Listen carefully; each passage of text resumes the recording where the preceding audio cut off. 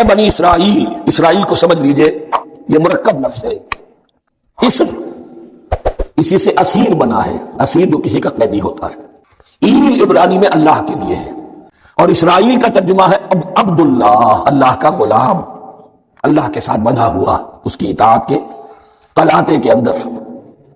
یہ اسرائیل یہ لقب ہے حضرت یعقوب علیہ السلام کا۔ ان کے 12 بیٹے تھے، 12 بیٹوں سے جو نسل چلی وہ بنی اسرائیل ہے،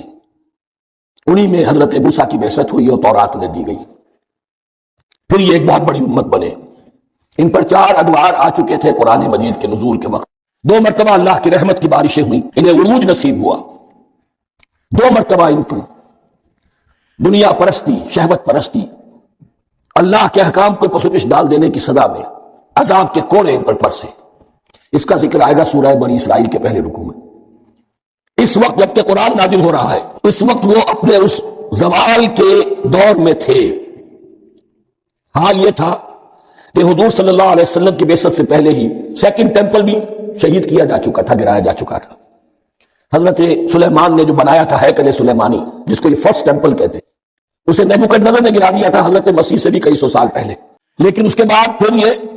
رومنز نے سن 70 عیسوی میں حضور کی ولادت سے 500 برس پہلے ان کا یہ یروشلم تباہ و برباد ہوا، اس میں لوگوں کو قتل کیا گیا، قتل عام ہوا، اور سیکنڈ ٹیمپل جو ہے وہ بھی گرا دیا گیا، جو اب تک گرا پڑا ہوا ہے۔ صرف ایک ویلنگ وال ہے جس کے پاس جا کر یہودی جو ہے ماتم کر لیتے ہیں، روتے ہیں، اور اب وہ بنانے پر تلے ہوئے ہیں اپنا 3rd ٹیمپل، اس کے نقشے بن چکے ہیں، بلو پرنٹ بن چکے ہیں۔ لیکن بہرحال جس وقت قرآن نازل ہو رہا تھا یہ بہت ہی پستی میں تھے۔ اس کے بارے میں فرمایا اے بنی اسرائیل ذرا یاد کرو میرے اس انعام کو جو تم پر ہوا۔ وہ انعام کیا ہے؟ میں نے تمہیں اپنی کتاب دی، نبوت سے سرفراز فرمایا، اپنی شریعت تمہیں عطا فرمائی، تمہیں داؤد، تمہارے اندر داؤد اور سلیمان جیسے بادشاہ اٹھائے جو بادشاہ بھی تھے، نبی بھی تھے۔ وَأَوْفُوا بِعَهْدِي، اور میرے وعدے کو پورا کرو تاکہ میں بھی اپنے وعدے کو پورا کروں۔ یہ وعدہ ہے جو کتاب استثناء جو ہے اولڈ ٹیسٹمنٹ کی، ڈیوٹرانومی، اس کے 18ویں باب کی آیت نمبر 18 اور 19 میں ہے۔ حضرت موسیٰ سے خطاب کر کے اس میں اللہ نے الفاظ فرمائے میں ان کے بھائیوں میں سے تیرے مانند ایک نبی برپا کروں گا اور اس کے منہ میں اپنا کلام ڈالوں گا، اور وہ وہی کچھ بتائے گا جو میں اس سے کہوں گا۔ یہ گویا کہ حضرت موسیٰ علیہ السلام کی امت کو بتایا جا رہا تھا کہ نبی آخر الزمان آئیں گے اور تمہیں انہیں قبول کرنا ہے۔ قرآن مجید میں اس کا بڑا تفصیلی ذکر سورہ اعراف میں آئے گا انشاءاللہ، لیکن یہاں فرمایا اوفوا بعہدی اوف بعہدکم، تم میرا عہد پورا کرو، میرے اس نبی کو تسلیم کرو، اس پر ایمان لاؤ، اس پر کی صدا پر لبیک کہو، تو میں تمہیں میرے انعام و اکرام اور بڑھتے چلے جائیں گے۔ وَإِيَّايَ فَارْهَبُونِ، اور صرف مجھ سے ڈرو۔ وَآمِنُوا بِمَا أَنزَلْتُ مُصَدِّقًا لِمَا مَعَكُمْ، اور ایمان لاؤ اس پر جو میں نے نازل کیا ہے، جو تمہارے پاس جو تورات ہے اس کی تصدیق کرتے ہوئے آیا ہے۔ اس کے 2 معنی ہے، ایک تو قرآن تصدیق کرتا ہے تورات کی اور انجیل کی، فیہا ھدی ونور، فیہ ھدی ونور، اور دوسرے یہ کہ قرآن اور محمد صلی اللہ علیہ وسلم ان پیشین گوئیوں کے مصداق بن کر آئے ہیں جو تورات میں تھی، ورنہ وہ پیشین گوئیاں جھوٹی ثابت ہوتی۔ ان کے مصداق کون ہے؟ قرآن اور محمد صلی اللہ علیہ وسلم، یہ دونوں معنی اس کے ہیں۔ وَآمِنُوا بِمَا أَنزَلْتُ مُصَدِّقًا لِمَا مَعَكُمْ وَلَا تَكُونُوا أَوَّلَ كَافِرٍ بِهِ، اور دیکھو تم ہی سب سے پہلے ان کا کفر کرنے والے نہ بن جاؤ۔ تمہیں تو سب کچھ معلوم تھا، تم تو منتظر تھے، تم تو آخری نبی کے انتظار میں تھے اور ان کے حوالے سے دعائیں کیا کرتے تھے کہ اللہ اس نبی آخر الزمان کے واسطے سے ہماری مدد فرما اور کافروں کے مقابلے میں ہمیں فتح عطا فرما۔ یہ آئے گا آگے چل کر اسی سورۃ بقرہ کے اندر۔ لیکن اب تم ہی سب سے بڑھ کر کافر ہو گئے، تم ہی سب سے بڑھ کر دشمن ہو گئے۔ وَلَا تَكُونُوا أَوَّلَ كَافِرٍ بِهِ وَلَا تَشْتَرُوا بِآيَاتِي ثَمَنًا قَلِيلًا، اور دیکھو میری ان آیات کے عوض حقیر سی قیمت قبول نہ کرو۔ یہ آیات الہیہ ہیں، ان کو رد کر رہے ہو، اس لیے ہماری مسندیں، ہماری حیثیت، ہماری چودراہٹیں کہیں ان پر کوئی آنچ نہ آ جائے۔ حقیر سی چیزیں، یہ صرف اس دنیا کا سامان ہے، اس کے سوا کچھ نہیں۔ وَلَا تَشْتَرُوا بِآيَاتِي ثَمَنًا قَلِيلًا وَإِيَّايَ فَاتَّقُونِ، اور صرف مجھ سے تقوی اختیار کرو، میرا تقوی اختیار کرو۔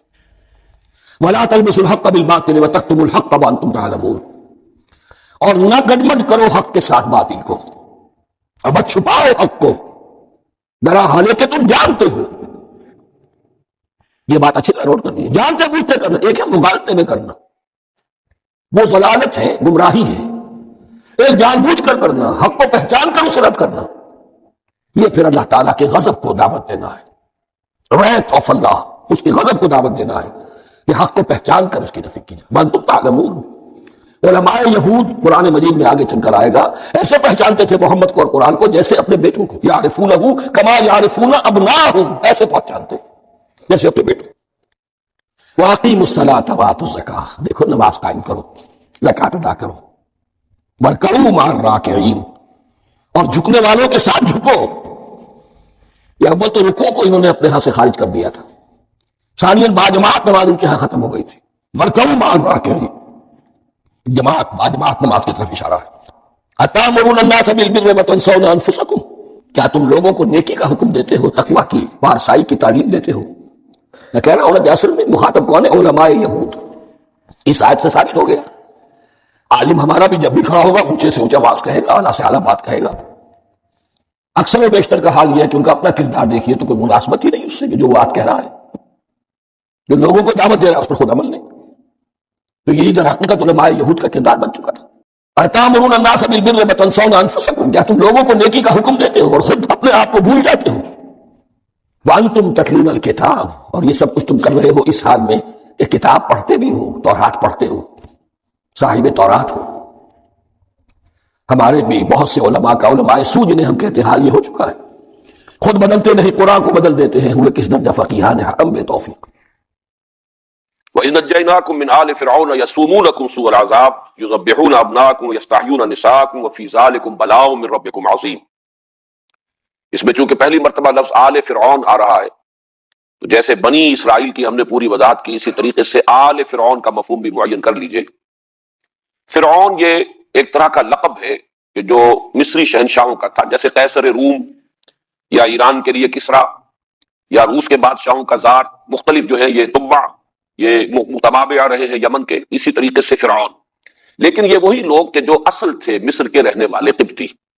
باقی جو باہر سے لوگ آ کر حکمران ہو گئے تھے انہیں فرعونہ نہیں کہا گیا، یہ ان کا اسی لیے لقب نہیں ہے. وہ قرآن مجید نے بھی سورہ یوسف میں کہیں لفظ فرعون استعمال نہیں کیا. وقال الملک، کہا بادشاہ نے. یہ انہیں تاریخ والے بھی کہتے ہیں، یہ علیحدہ ایک تھا معاملہ، اور ان کو ہکسوس کنگز کہتے ہیں، چرواہے بادشاہ. آل کے لفظ کو بھی سمجھ لیجئے کہ یہ لفظ جو ہے ہمارے ہاں خاص طور پر اہل تشیع نے اس کو ایک مفہوم دے دیا ہے کہ آل محمد صلی اللہ علیہ وسلم سے مراد جو ہے وہ صرف حضرت علی کی نسل جو ہے وہی آل محمد میں شامل ہوگی رضی اللہ تعالی عنہ. لیکن یہ بات صحیح نہیں ہے. آل کا اصل جب لفظ جو ہے وہ اس کا مفہوم ہے آلا یعولو، اور آبا یعوبو سے یہ بہت قریب ہے. آبا یعوبو لوٹنا، آئبونا تائبونا لربنا حامدون. جب سفر سے واپس آتے تھے حضور صلی اللہ علیہ وسلم تو گھر میں داخل ہوتے ہوئے جو آپ کی زبان پر الفاظ حمد ہوتے تھے اللہ کے شکر کے، اس میں آئبونا تائبونا، ہم لوٹ کر آ رہے ہیں اپنے رب کی طرف توبہ کرتے ہوئے. یعنی گھر میں بھی گھر کے والوں کی طرف بھی آ رہے ہیں، اپنے رب کی طرف بھی آ رہے ہیں. ہر وقت انسان کو توبہ کرنی ہے. تو آبا یعوبو آلا یعولو، لوٹنا، اسی سے لفظ تعویل بنا ہے، کسی شے کے اصل مفہوم کی طرف اسے لوٹانا. یہ تعویل ہے، جس کی وضاحت جو ہے میں تعارف قرآن کے ضمن میں تفسیر اور تعویل کے فرق میں اس لفظ کی وضاحت کر چکا ہوں. تو آل کہتے ہیں کسی بڑی شخصیت کے تمام متبعین، منتسبین، جو بھی اس کی طرف اپنے آپ کو منسوب کریں. بڑے بڑی شخصیتیں ہیں، بڑی ان کا مقام اور مرتبہ ہے، تو ان کے احباب ہیں، رفقا ہیں، ان کے اعوان و انصار ہیں، ان کے منتسبین ہیں، ان کے عقیدت مند ہیں، وہ سب کے سب اس کی آل شمار ہوں گے، جو بھی ان کے تابعین ہیں اور جو بھی ان کی طرف اپنے آپ کو منسوب کرتے ہیں. اس معنی میں آل فرعون کا مطلب جو ہے وہ ہے فرعونی، فرعون والے، فرعون کے متبعین، فرعون کے لاؤ لشکری، فرعون کے قوم کے سردار. اس معنی میں قرآن مجید میں یہ لفظ آیا ہے بار بار، اور اسی لفظ کی سے در حقیقت نفی ہو جاتی ہے کہ آل فرعون سے مراد صرف فرعون کی نسل نہیں ہے، بلکہ یہ کہ وہ تمام قوم جو ہے اس کے اندر جو ان کا وہ طبقہ تھا کہ جو سرداروں کا طبقہ تھا، ملاؤ جو ان کے سردار تھے، جو درباری تھے، اور جو بڑے بڑے ان کے سپہ سالار تھے، بڑے فوجی جو ہے ان کے منصبدار تھے، ان سب کو آل کہا گیا ہے. اس سے لفظ جو ہے اس کے قریب یہ اہل، اہل کسی بھی شخص کے گھر والے جو ہے وہ اہل ہیں. یہ آل اور اہل ویسے تھوڑا سا فرق ہے. اور اسی میں اہل و عیال والا جو لفظ ہے، اعلی یعیلو کا مطلب بھی ہوتا ہے عیال دار ہونا، اور اس کے اندر تندرستی کا مفہوم بھی ہے، اس لیے کہ جس کی زیادہ اولاد ہو جائے گی ظاہر بات ہے کہ اس کے اوپر معیشت کا بوجھ زیادہ پڑے گا، معاش کے لیے اسے زیادہ بھاگ دوڑ کرنی پڑے گی. تو اعلی یعیلو جو ہے اس کا مفہوم یہ بھی ہے. تو یہ الفاظ جو ہے عربی زبان میں جو جن کے مادے قریب ہوتے ہیں مفہوم کے اعتبار سے بھی ان میں بڑا قرب ہوتا ہے، ان میں نسبت ہوتی ہے۔ تو آل فرعون سے مراد یہاں جو مصر کا اس وقت کا حکمران طبقہ تھا۔ یہ میں جیسا کہ پہلے بھی عرض کر چکا ہوں کہ 200 یا 150 200 برس تو گزرے ہیں ان بنی اسرائیل کے مصر میں، بڑے ٹھاٹ کے ساتھ، آرام کے ساتھ، عیش کے ساتھ۔ پھر وہاں ایک انقلاب آیا ہے جس کو آج کی اصطلاح میں ہم کہہ سکتے ہیں نیشنلسٹ ریولوشن۔ پھر وہاں کی جو اپنے قوم کے لوگ تھے انہوں نے پھر ان کا تختہ الٹ دیا حکومت کا، ہکسوسٹنز کی بادشاہی ختم ہوئی، ان کو وہاں سے مار بھگایا گیا۔ اب ظاہر بات ہے جو ان کے مراعات یافتہ طبقات تھے جو سابقہ بادشاہوں کے، اب وہ معتوب ہو گئے، ان پر اعتاب، لہذا وہاں سے پھر ان پر تنگی شروع ہوئی، سختی کرنی شروع کی گئی، اور ان کے لیے جو ہے ہر طرح کی پرسیکیوشن، ان کو اپنے نوکر چاکر بنا لیا گیا، ان سے کھیتوں میں کام لیتے تھے، انہی سے یہ جو ہے تعمیرات کے اندر کام لیتے تھے، بیگار لیتے تھے۔ یہ سارا کام جو ہے اس کو آج کی اصطلاح میں ہم سمجھ سکتے ہیں کہ جیسے کہیں پر اس طرح کا کوئی اگر نیشنلسٹ ریولوشن آتا ہے تو پھر سابقہ جو بھی حاکم تھے یا جو اونچے طبقات تھے ان کے خلاف ایک انتقامی جذبات پیدا ہو جاتے ہیں۔ لہذا یہ دور تھا کہ جس میں جب انتہائی شدت پیدا ہوئی تو اللہ تعالیٰ نے پھر حضرت موسیٰ علیہ السلام کو مبعوث فرمایا تاکہ ان کی نجات کا ذریعہ بن جائے۔ وَإِذْ نَجَّيْنَاكُمْ مِنْ آلِ فِرْعَوْنَ يَسُومُونَكُمْ سُوءَ الْعَذَابِ، جبکہ ہم نے تمہیں نجات دی فرعونیوں سے، قوم فرعون سے، فرعون کے سرداروں سے۔ ساما یسوم کہتے ہیں کسی کو پریشرائز کرنا، دبانا، جس کے لیے قرآن مجید میں دوسری جگہ پر مستضعفین کا لفظ آیا، جنہیں دبا لیا جائے۔ تو ساما یسوم کسی پر دباؤ ڈالنا، یسومونکم سوء العذاب، تمہیں بدترین عذاب میں مبتلا کر رہے تھے، شدید ترین پرسیکیوشن کا تمہیں نشانہ اور شکار بنایا جا رہا تھا۔ یسبحون ابناکم ویستحیون نساءکم، تمہارے بیٹوں کو وہ ذبح کر ڈالتے تھے اور تمہاری عورتوں کو زندہ رکھتے تھے۔ وفی ذالکم بلاء من ربکم عظیم، اور اس میں یقیناً تمہارے رب کی طرف سے بہت بڑی آزمائش، بڑا ابتلا، تمہارے لیے بڑے شدید حالات تھے کہ جن میں تمہیں اللہ تعالیٰ نے اس وقت ڈال دیا تھا۔ اس میں یہ جو ہے بیٹوں کا قتل کرنا، اس میں خاص طور پر لفظ جو ہے نوٹ کیجئے، یذبحون، یہ باب تفعیل ہے، اور تفعیل کے اندر تدریجن اور تھوڑا تھوڑا کر کے یا بار بار وقفے سے کسی کام کا کرنا، یہ اس کا ایک خاصہ ہے لازمی باب تفعیل کا۔ اور اس کا سبب سمجھ میں آتا ہے کہ جب اس قوم کو دبانے کا خیال کیا گیا تو یہ ایسا نہیں ہوا ہوگا کہ ظاہر بات ہے کہ ایسا ہو بھی نہیں سکتا تھا، انہیں باقی بھی رکھنا ہے، ان سے خدمت بھی لینی ہے، انہیں اپنا غلام بنا کر رکھنا ہے، استخدام جو ہے وہ مقصود ہے، تو انہیں ختم تو نہیں کر دینا۔ تو جیسے جیسے وہ دیکھتے ہوں گے کہ یہ قوم اب پھر ذرا پنپ رہی ہے تو پھر ان کے ایک نسل کو قتل کر دینا کہ اب فلاں وقت تک کے لیے جتنی اولاد ان کے ہاں پیدا ہو نرینہ اسے قتل کر دیا جائے۔ تو گویا کہ یہ اس قوم کی طاقت کو توڑنے کے لیے پے بپے وقفے سے اس قسم کے اقدامات ہوئے ہیں۔ اسی لیے یذبحون ابناءکم، وہ ذبح کر ڈالتے رہے تمہارے بیٹوں کو، یعنی یہ انداز اختیار کیا گیا ہے کہ یہ پے بپے ہوا ہے۔ اور 2 مرتبہ کا جو ہے اس قسم کا معاملہ یہ تو قرآن مجید سے ثابت ہے۔ ایک تو یہ کہ حضرت موسیٰ علیہ السلام کی بعثت سے قبل قرآن مجید میں اشارہ ہے موجود، اور دوسری روایات میں تفصیل موجود ہے کہ خواب دیکھا تھا فرعون نے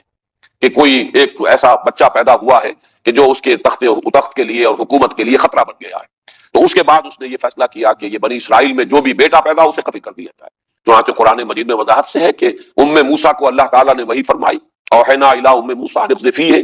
کہ اس کو اپنے بچے کو جب تک تو کوئی تمہیں اندیشہ نہ ہو دودھ پلاتی رہو، اپنے پاس رکھو، جب بھی کہیں پکڑ دھکڑ دیکھو کہ کوئی تلاشی ہو رہی ہے اور کوئی کارندے فوج کے پیادے آ گئے ہیں حکومت کے تلاشی لیتے ہوئے کہ کوئی بچے اس دوران میں تو پیدا نہیں ہوئے ان کے ہاں، تو اسے صندوق میں رکھ کر اور دریا میں ڈال دینا، یہ ہمارے ذمے ہے، ہم اس کی حفاظت کریں گے اور تمہارے پاس لوٹا کر بھی لے آئیں، رادوہ الیک، ہم لے آئیں گے واپس تمہاری طرف۔ تو اس اعتبار سے یہ ایک تو اس موقع پر ہوا ہے۔ دوسرے خود قرآن مجید سے یہ ثابت ہے، سورہ اعراف میں جب حضرت موسیٰ علیہ السلام نے دعوت دینی شروع کی ہے، دعوت نبوت و رسالت، اور آپ کی دعوت جو ہے پھیل رہی تھی، اور اس سے کچھ اندیشہ یہ ہو رہا تھا کہ شاید آل فرعون کے بھی کچھ لوگ جو ہے وہ متاثر ہو رہے ہیں۔ ظاہر بات ہے کہ دعوت حق ہے، اس کے لیے تو کوئی بیریئرز نہیں ہے، وہ نسل بیریئر نہیں بن سکتی، ہر نسل کے اندر کچھ سلیم الفطرت لوگ موجود ہوتے ہیں۔ تو یہ کہا کچھ سرداروں نے، کچھ درباریوں نے کہ اے فرعون، کیا تو اس کو موسیٰ کو اسی طرح چھوٹ دیے رکھے گا؟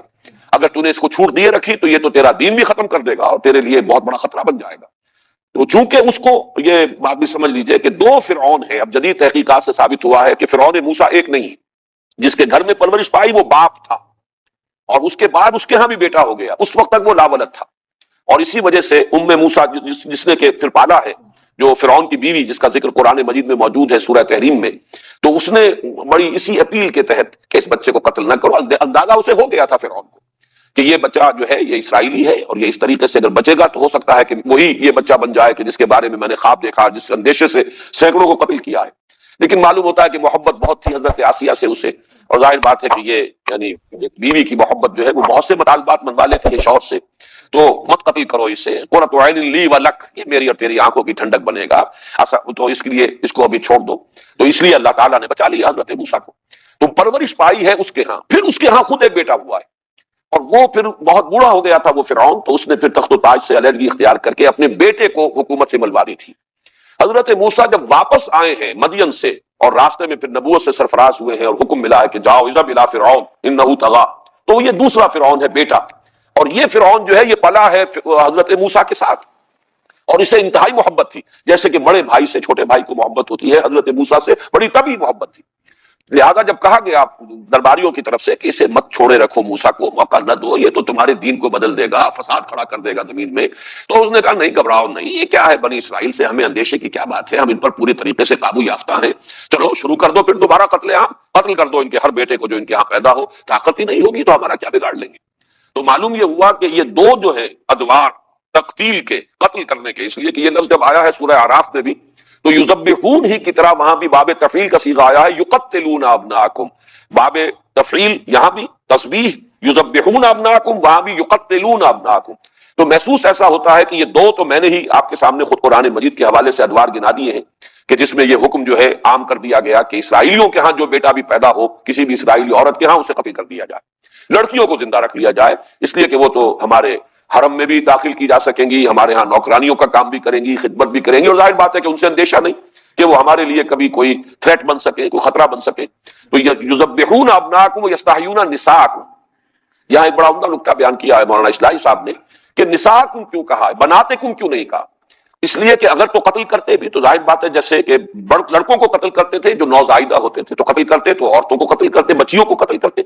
لیکن بچی کا معاملہ جو نوزائیدہ ہو وہ اس طرح کا نہیں ہوتا جیسا کہ لفظ نصاب میں ہے، اس میں ان کی غیرت کی طرف در حقیقت جو ہے اشارہ کیا جا رہا ہے، اس لیے کہ وہی بچیاں جنہیں وہ زندہ رکھتے تھے پھر وہی عورتیں بنتی تھیں، پھر وہی ان کے حرم میں بھی داخل ہوتی تھیں، انہی کے ہاں پھر جو ہے وہ کام کاج بھی کرتی تھیں، تو گویا کہ اس طرح سے انتہائی بے غیرتی کا معاملہ تمہارے لیے ہو گیا تھا کہ تمہاری عورتیں جو ہے وہ اس طریقے سے اس حاکم قوم کے گھروں کے اندر چاہے تو وہ کام کاج کے لیے اور خدمت کے لیے اور چاہے ان کے حرم میں داخل کر لی جاتی ہوں گی جیسے کہ ہوتا ہے ظلم، تو یہ گویا کہ اس کی طرف اشارہ کیا گیا جو لفظ بنات سے بات پورے طور سے نکھر کر اور اجاگر ہو کر نہ آتی۔ یذبحون ابناءکم ویستحیون نساءکم، وہ ذبح کر ڈالتے تھے تمہارے بیٹوں کو اور زندہ رکھتے تھے تمہاری عورتوں کو، وفی ذالکم بلاء من ربکم عظیم، اور اس میں یقیناً تمہارے رب کی طرف سے بڑی ابتلاء اور آزمائش، تمہارے صبر کا بہت بڑا امتحان، تمہارے تحمل کے لیے بہت بڑی آزمائش تھی۔ کیونکہ میں نے یہاں عرض کیا ہے کہ باب تفعیل کا خاصہ ہے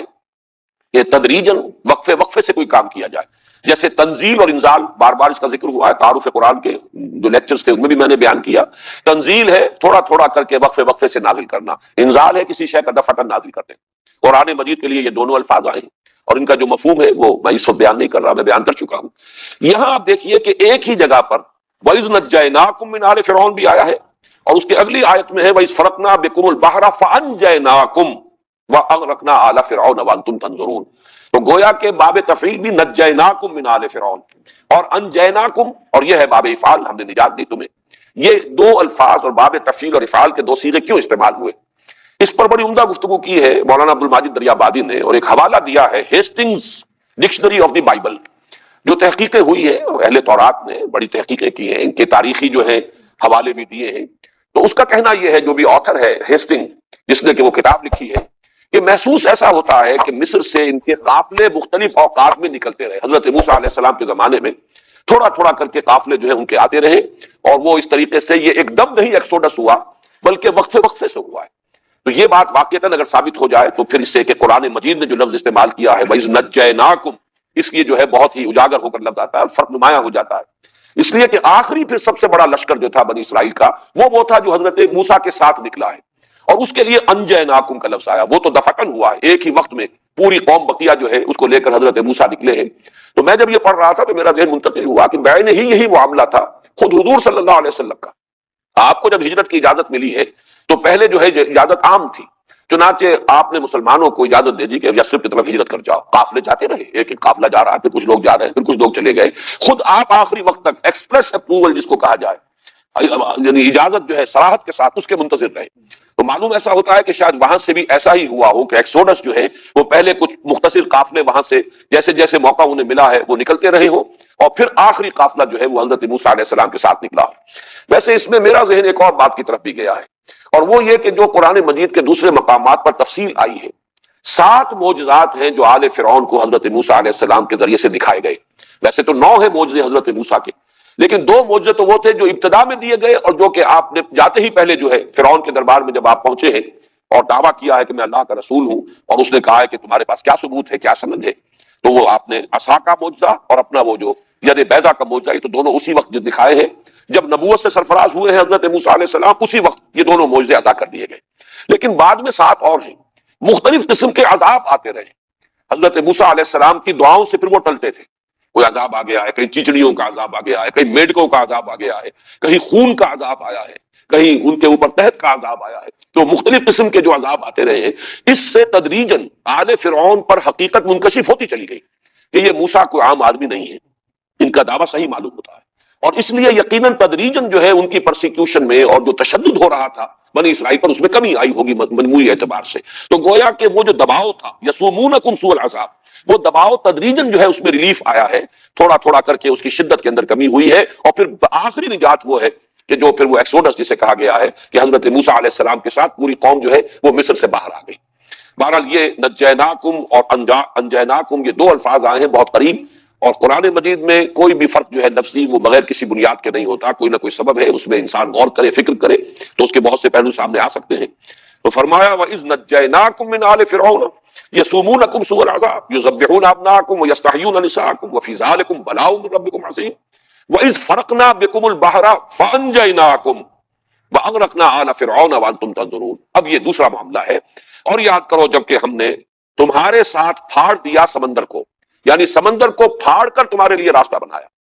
یہ در حقیقت وہ جب حضرت موسیٰ علیہ السلام نے ایک وقت معین کیا اور تمام جتنے علاقوں میں یہ آباد تھے وہاں اطلاع دے دی گئی، رات کے ایک وقت میں نکلو، سب کے سب پھر ایک جگہ جمع ہوئے ہیں، اور یہ سب خفیہ طریقے پر ہوا ہے۔ فرعون کو جب پتا چلا ہے پھر اس نے جمع کیے لشکر، اسے بھی جمع کرنے میں وقت لگا ہے، اس لیے کہ اس زمانے میں آپ کو معلوم ہے اسٹینڈنگ آرمیز نہیں ہوتی تھی، بلکہ جیسے 20,000 منصبدار، 30,000 منصبدار، 10,000 منصبدار مختلف علاقوں کے اندر جو جاگیردار ہوتے تھے انہی کے پاس فوجیں ہوتی تھیں۔ تو پھر جیسے کہا گیا کہ فی المدائن حاشرین، بھیج دیے گئے جمع کرنے کے لیے لوگ، اور وہ فوجیں جمع ہوئی، وقت لگا ہے، اور پھر اس نے تعاقب کیا ہے۔ تو حضرت موسیٰ ایک وقت معین پر پھر اپنے پروگرام کے تحت پوری قوم کو لے کر جب چلے ہیں، تو یہ جو راستہ ہے تو میں عرض کر چکا ہوں کہ اس کے زمانے کے بارے میں بھی اختلاف ہے، 1300 قبل مسیح یا 1447 قبل مسیح۔ اب یہ تقریباً یوں سمجھیے کہ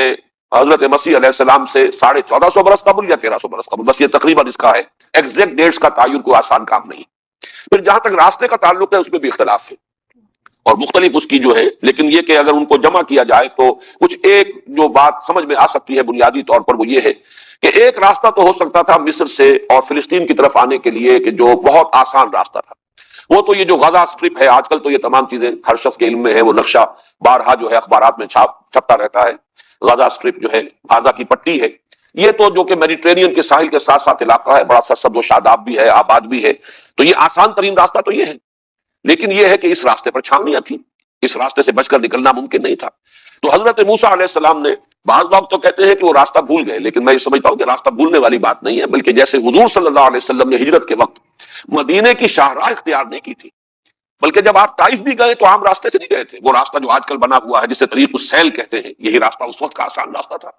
ایسا تدریجن ہے وہ راستہ کہ پتہ ہی نہیں چلتا کہ آپ پہاڑ پر چڑھ گئے اور بلندی بہت ہو جاتی ہے، وہ طریق السیل ہے، اور ایک ہے طریق الجبل، پہاڑی راستہ، وہ تو ابھی بنا ہے، اور اسی راستے سے حضور گئے تھے جب گئے تھے، اس لیے کہ اس پر کوئی آمد و رفت نہیں تھی، تو حضور جب گئے ہیں سن 10 نبوی میں تو آپ نے طریق السیل کو چھوڑا اور وہ طریق الجبل اختیار کیا۔ اسی طریقے سے جب آپ ہجرت کے لیے نکلے ہیں تو جو شاہراہ تھی، ظاہر بات ہے کہ آپ کو معلوم تھا تعاقب ہوگا،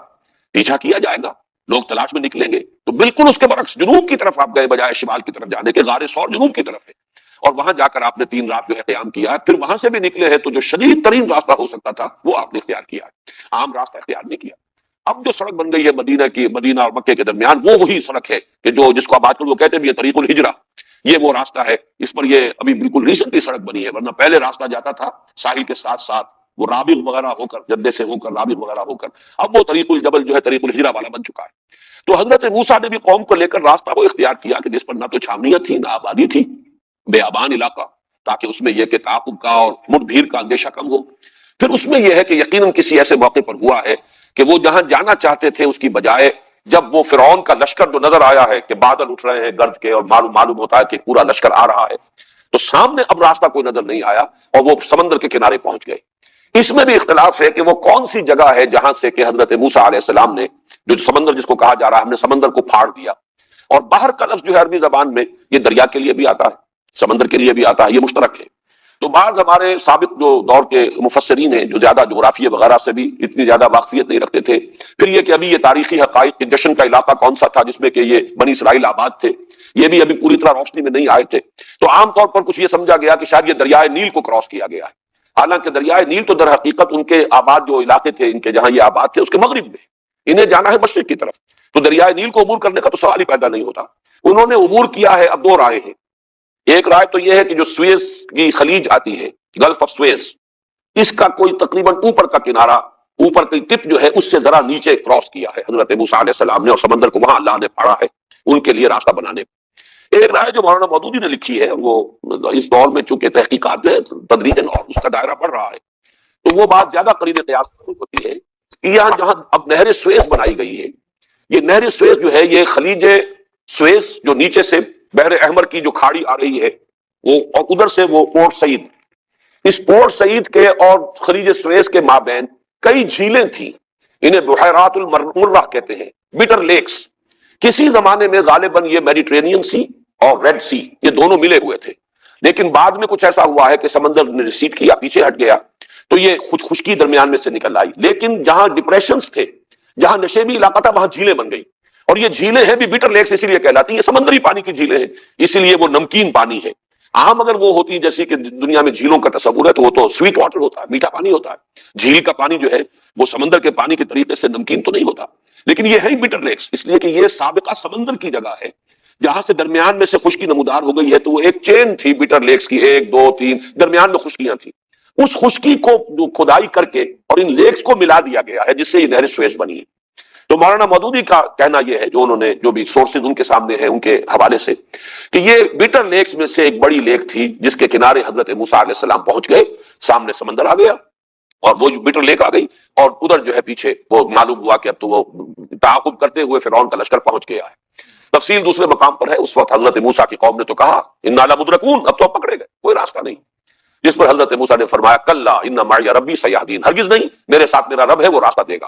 اور جیسے کہ آیا ہے سورہ شعراء میں، فَأَوْحَيْنَا إِلَىٰ مُوسَىٰ أَنِ اضْرِب بِعَصَاكَ الْبَحْرَ، ہم نے وحی کی موسیٰ کو اپنے ضرب لگاؤ سمندر پر اپنے اس عصا سے، فَانْفَلَقَ فَكَانَ كُلُّ فِرْقٍ كَالطَّوْدِ الْعَظِيمِ، تو وہ سمندر پھٹ گیا۔ فلق کا لفظ جو ہے یہاں نوٹ کیجئے، جیسے فلق الصبح پاؤں پھٹتی ہے تو فلق کا لفظ آیا ہے، یہ پوری تفصیل سے ہم وضاحت سے پڑھ چکے ہیں، قُلْ أَعُوذُ بِرَبِّ الْفَلَقِ، اسی طرح جب گٹھلی پھٹتی ہے تو وہ فلق ہے، فالق الحب والنوا، اللہ ہی ہے جو گٹھلیوں کو پھاڑتا ہے اور دانوں کو پھاڑتا ہے جس میں سے کہ پھر پودا برآمد ہوتا ہے۔ تو فن فلقا باب انفعال ہے، فلق سے پھٹ گیا، فن فلقا سمندر پھٹ گیا، فکان کل فرق کالطود العظیم، اور ہر حصہ، فرق کہتے ہی اسے جہاں تفرقہ ہو جائے اسے فرقہ وجود میں آتا ہے، تو ہر جز جو ہے ہر حصہ ایسے ہو گیا جیسے بڑی چٹان ہو، گویا کہ یہ معاملہ جو ہے خالص معجزہ ہے، اس کی کوئی سائنٹیفک توجیہ اور کوئی اس کی نیچرل توجیہ کرنے کی کوشش کرنا یہ در حقیقت قرآن مجید کے سیاق و سباق سے، بلکہ سیاق و سباق نہیں، صراحت جو ہے الفاظ کی اس کے بھی خلاف پڑتا ہے۔ لیکن یہ کہ اس دور میں بعض حضرات، مولانا اصلاحی صاحب کا بھی کچھ رجحان اسی طرف ہوا، اور تورات میں میں نے دیکھا کہ تورات میں بھی یہ رجحان ہے،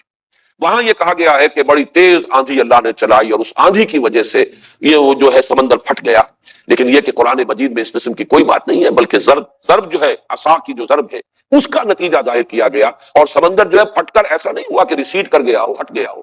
بلکہ یہ کہ پھٹ گیا ہے۔ مد و جزر کی بات یہ نہیں ہو سکتی جیسے کہ مولانا اصلاحی صاحب نے کچھ اس قسم کی تعبیر کی ہے، یہ وہی ہے 20th سینچری یا 19th سینچری کا ریشنلزم جو سر سید احمد مرحوم کے ذریعے سے مولانا حمید الدین فراہی رحمۃ اللہ علیہ تک بھی اس کے کچھ اثرات پہنچے، اور بڑے بڑے لوگ بھی اس سے بالکل یا محفوظ نہیں رہے ہیں، لیکن میں نے اسی لیے چاہا، تورات میں بھی اصل میں چونکہ حوالہ اس طرح کا دیا گیا ہے، اور یہ میں بیان کر چکا ہوں، چونکہ تورات بعد میں مرتب کی گئی ہے حافظے سے، اس میں انسانی ذہن شامل ہو گیا ہے، گویا کہ یہ تصور دینا کہ ضرب سے، حضرت موسیٰ کے عصا کے ضرب سے سمندر پھٹا ہے اور معجزہ، اس کی بجائے انہوں نے تصور یہ دیا کہ بہت تیز ہوا چلی اور ہوا نے سمندر کو دھکیل دیا، جب سمندر کو دھکیل دیا ایک طرف تو راستہ بن گیا. لیکن قرآن نے وہ الفاظ استعمال کر دیے ہیں کہ جس کے بعد اب کسی اور تعویل کی سرے سے کوئی گنجائش نہیں. یہ خالص معجزہ تھا قدرت خداوندی کا ظہور. تو نوٹ کیجئے فانفلق فکان کل فرق کالطود العظیم. لفظ فرق جو ہے اس کو نوٹ کیجئے. اور یہاں جو اب آیت ہم پڑھ رہے ہیں وَإِذْ فَرَقْنَا، جبکہ ہم نے پھاڑ دیا، ہم نے جدا کر دیا، ٹکڑے کر دیا. یہ فرق کس کو کہتے ہیں؟ وَإِذْ فَرَقْنَا بِكُمُ الْبَحْرَ، جبکہ ہم نے سمندر کو پھاڑ دیا تمہارے لیے، تمہاری نجات کے لیے، تمہارے لیے راستہ بنانے کی خاطر. فَأَنْجَيْنَاكُمْ، اب دیکھیے یہاں باب افعال آیا. یہ ظاہر بات ہے ایک ہی واقعہ ہے. یہ ایکسوڈس جو ہوا ہے یہ تو این ماس ہوا ہے، پوری کی پوری قوم جو ہے حضرت موسیٰ کے ساتھ نکل گئی ہے. فَأَنْجَيْنَاكُمْ وَأَغْرَقْنَا آلَ فِرْعَوْنَ، اور غرق کر دیا ہم نے فرعونیوں کو، فرعون والوں کو، قوم فرعون کو، اس کے سرداروں کو، اس کے لائے لشکر کو. اس لیے کہ وہ جب پہنچا ہے وہاں اور اس نے دیکھا اس کی نگاہوں کے سامنے اس کا شکار نکلا جا رہا ہے، تو یہ دیکھ کر کہ سمندر تو رکا ہوا ہے تو اس نے بھی یہ سمجھا کہ ہم بھی اسی طریقے سے پار کر کے اور انہیں دوسرے کنارے پر جا لیں گے اور پکڑ لیں گے. لیکن یہ کہ عین جب منجھار میں درمیان میں آیا ہے تو پھر وہ دونوں کے دونوں حصے جو ہے وہ آپس میں مل گئے اور وہ سب کے سب غرق ہو گئے. وَأَغْرَقْنَا آلَ فِرْعَوْنَ وَأَنْتُمْ تَنظُرُونَ، اس میں بڑی ایک خاص کیفیت ہے. تم دیکھ رہے تھے، تمہاری نگاہوں کے سامنے تمہارے دشمن کو غرق کیا. اس میں وہی انداز ہے کہ جیسے سورہ فتح میں بھی ہے کہ اللہ تعالیٰ یہ چاہتا ہے کہ وَيَشْفِ صُدُورِ الْمُؤْمِنِينَ، اہل ایمان جو تھے مکے میں جنہیں ستایا گیا تھا، مارا گیا تھا، ہر طرح سے جو ایذائیں پہنچائی گئی تھی، اللہ تعالیٰ جو ہے وہ چاہتا تھا کہ ان کے دلوں کو بھی ٹھنڈک جو ہے وہ نصیب ہو. اور ان کو ٹھنڈک اسی سے ہو سکتی تھی کہ جو ظلم کرنے والے تھے ان کے سامنے جو ہے ان پر اللہ تعالیٰ کا عذاب آئے. جیسا کہ حضرت بلال نے خود قتل کیا امیہ ابن خلف کو میدان بدر میں. وہ بھاگنے کی فکر میں تھا اور حضرت بلال نے، وہی امیہ ابن خلف انہیں شدید ترین ایذائیں پہنچاتا تھا، پھر حضرت بلال کے ہاتھوں اللہ تعالیٰ نے اسے قتل کروایا اور اسے کیفر کردار تک پہنچایا. تو یہ بھی ہے کہ ان کی بھی آنکھوں کو ٹھنڈک عطا کی ہے کہ یہ قوم جو ہم پر ظلم کرتی تھی، تشدد کرتی تھی، ہمیں ستاتی تھی، یسومونکم سوء العذاب، اس کا حشر یہ ہوا کہ ان کی نگاہوں کے سامنے وانتم تنظرون، تمہاری نگاہوں کے سامنے تمہارے اس دشمن کو ہم نے غرق کیا. وَإِذْ وَعَدْنَا مُوسَىٰ 40 لَيْلَةً ثُمَّ اتَّخَذْتُمُ الْعِجْلَ مِن بَعْدِهِ وَأَنْتُمْ ظَالِمُونَ. اور جب کہ یاد کرو جب کہ ہم نے بلایا ایک وقت معین پر. وعدنا، یہ باب مفاعلہ جو آیا یہ ہوتا ہے کسی چیز کا معاہدہ ہو جانا، وعدہ ہو جانا. یعنی اللہ تعالیٰ نے حضرت موسیٰ علیہ السلام کے ساتھ ایک وقت معین کیا کہ اس وقت تمہیں اب کوہ طور پر پہنچنا ہے، حاضر ہونا ہے. اور وقت معین سے پہلے وہ پہنچ گئے جس کا سورہ طٰہٰ میں ذکر ہے. لہذا اس پر پھر ان کی ایکسپلینیشن بھی کال ہوئی ہے. وما عجلک عن قومک یا موسیٰ، اے موسیٰ وقت معین سے پہلے کیسے پہنچ گئے اپنی قوم کو چھوڑ کر؟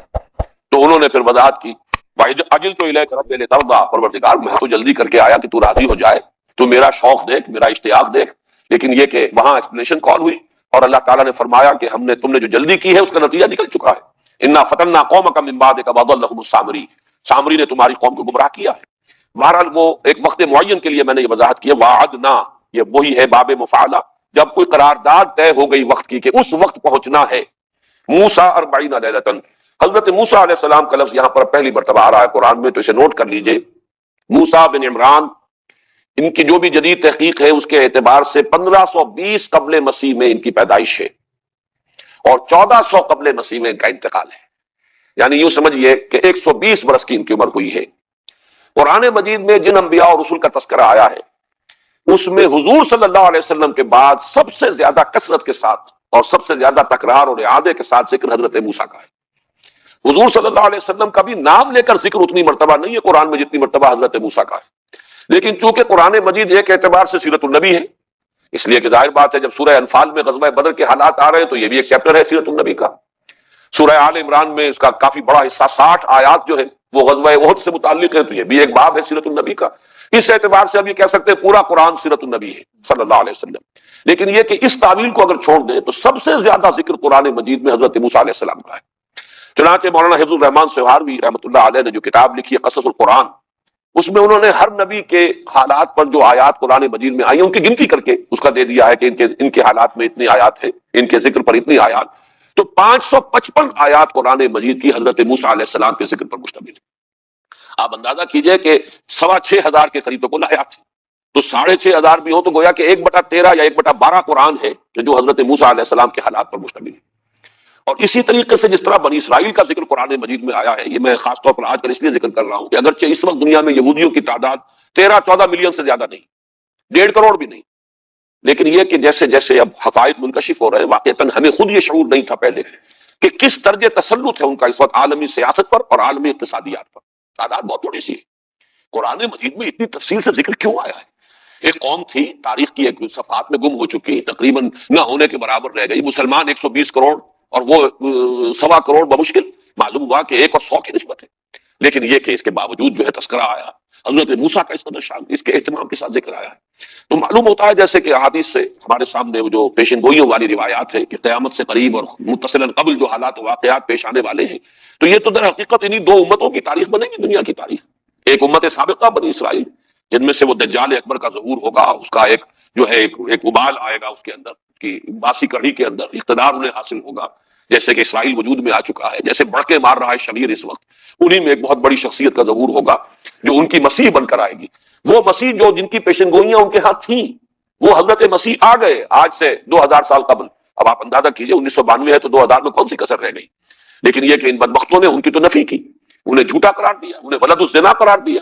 اور انہیں جادوگر قرار دے کر، مرتد قرار دے کر سولی پر چڑھا دیا اپنے بس پڑتے۔ تو گویا کہ ابھی وہ مسیح کے منتظر ہیں، ان کا مسیح ابھی آنا ہے، جس مسیح کی خبریں تھیں اور جس کا مصداق بن کر حضرت مسیح آ چکے 2000 سال قبل، اس مسیح کے وہ منتظر ہیں، اور وہ مسیح آئے گا۔ وہ مسیح نہیں آئے گا، اس کے نام پر ایک جھوٹا مسیح آئے گا، اسی لیے المسیح الدجال اسے کہا گیا، المسیح الدجال، وہ کہ جو جھوٹا دعویٰ کرے گا مسیح ہونے کا، اور اسی بنیاد پر یہودیوں کے اندر اسے وہ قدر و منزلت حاصل ہوگی، اور پھر ان یہودیوں کو جو عروج ہوگا۔ گریٹر اسرائیل احادیث میں موجود ہے کہ تقریباً وہی نقشہ جو ہے وہ احادیث میں موجود ہے کہ وہ تو وجود میں آئے گا۔ مسلمانوں کو بڑی زبردست ہزیمتیں اور شکستیں ان کے ہاتھوں ہوگی، بہت بڑی بڑی تباہیاں جو ہے خاص طور پر مسلمانان عرب پر آنی ہے ان کے ہاتھوں۔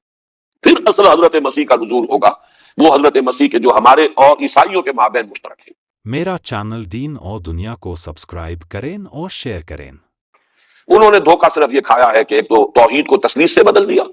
عقیدت کے غلو میں، لا تغلو فی دینکم، اسی لیے کہا گیا کہ اپنے دین کے معاملے میں غلو نہ کرو، غلو ہے، ورنہ حضرت مسیح کو مانتے ہیں وہ، لیکن وہ تثلیث میں انہیں اللہ کا الوہیت کا جز بنا دیا ہے۔ دوسرے یہ کہ وہ شریعت موسوی جو ہے اس کو ختم کر دیا گیا،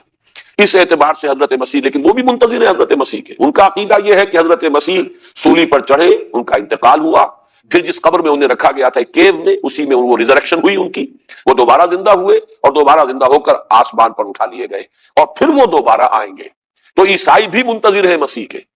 اسی طریقے سے ہمارا عقیدہ ان سے صرف اس اعتبار سے مختلف ہے کہ حضرت مسیح علیہ السلام سولی پر نہیں چڑھائے گئے، کوئی اور شخص ہے، ولیکن شبہ لہم، ان کے لیے ایک مشابہت پیدا کر دی گئی۔ باقی یہ کہ حضرت مسیح کو اللہ نے اس سے پہلے ہی زندہ آسمان پر اٹھا لیا اور وہ آئیں گے۔ تو گویا کہ ریٹرن آف مسیح یہ تو مشترک ہے عیسائیوں کے اور مسلمانوں کے مابین۔ چنانچہ میں نے تو دیکھے ہیں بڑے یہ بمپرز کے اوپر بھی اور شیشوں کے اوپر بھی امریکہ میں یہ آپ کو سٹیکرز، جیزس از کمنگ، انہیں بھی اندازہ یہ ہو چکا ہے کہ اب وہ وقت قریب ہے، وہ دور نہیں ہے، وہ قرب قیامت کے حالات و واقعات جو ہیں وہ اب ایسے ظاہر ہو رہے ہیں کہ جیسس از کمنگ، اس کے جو حضرت مسیح کا جو دوبارہ ورود ہے، نزول ہے آسمان سے، وہ قریب ہے۔ اور یہی جیسا کہ میں عرض کر رہا ہوں، بار بار اپنی گفتگو میں آج کل بیان کر رہا ہوں، اب یہ حالات کی جو رفتار ہے بہت تیز ہے، یہ ایونٹس جو ہے بڑی تیز رفتاری کے ساتھ انفولڈ ہوں گے اور بالکل وہ نقشہ سامنے آتا چلا جائے گا۔ بہرحال حضرت موسیٰ علیہ السلام کا ذکر قرآن میں اور بنی اسرائیل کا اس اہتمام سے اس لیے ہوا ہے کہ موسیٰ کی امت ہے یہ بنی اسرائیل، اور ان کو ابھی ایک بہت بڑا رول پلے کرنا ہے۔ اللہ تعالیٰ مسلمانوں بالخصوص مسلمانان عرب کی پیٹھ پر جو عذاب کا کوڑا برسانے والا ہے وہ ان بنی اسرائیل کے ہاتھوں ہوگا،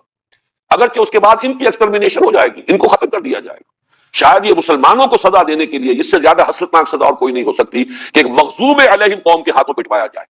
وہ قوم کے جس کے بارے میں جو میں نے آیات آج پڑھی ہیں، ضربت علیہم الذلۃ والمسکنۃ وباؤوا بغضب من اللہ،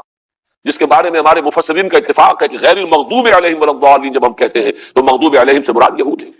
تو گویا کہ ایک ملعون اور مغضوب علیہم قوم کے ہاتھوں مسلمانوں کو پٹوایا جائے گا اس سزا، اس جرم کی پاداش میں کہ جو ہم نے کی ہے، جو ہمارا حال ہے اسلام کے ساتھ 40 دن رات کے لیے۔ اور اس کی تشریح آئی ہے ایک دوسرے مقام پر کہ وہ 30 جمع 10، چنانچہ وہاں فرمایا گیا سورہ اعراف میں کہ فتم میقات ربک 40 لیلہ، پہلے جو تلبیہ ہوئی تھی وہ 30 دن کے لیے تھی، لیکن شاید حجلت کی وجہ سے جلدی آ گئے تھے، شاید اس پر مزید کوئی تربیت کی ضرورت تھی، یا یہ کہ بعض روایات میں آتا ہے کہ وہ جو ایک مسلسل روزہ رکھوایا گیا، جیسے کہ حضرت مسیح علیہ السلام کے بارے میں تو انجیل میں ہے، قرآن میں نہیں ہے، 40 دن کا مسلسل روزہ حضرت مسیح علیہ السلام نے رکھا ہے، اور تب پھر حضرت مسیح کو انجیل عطا کی گئی ہے۔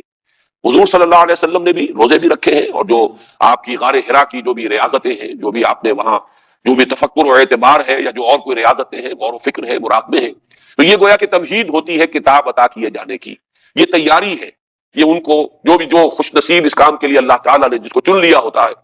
اگرچہ وہ خود اپنی جگہ پر یوں سمجھیے کہ جوہر قابل اور ہر اعتبار سے ایک نہایت ہی اہل ہستی، لیکن یہ کہ مزید کتاب الہی کے تحمل کے لیے کچھ اور تربیت کی ضرورت ہے۔ چنانچہ اس تربیت کے لیے 40 دن کی یہ جو ہے حضرت موسیٰ علیہ السلام سے ریاضت کرائی گئی۔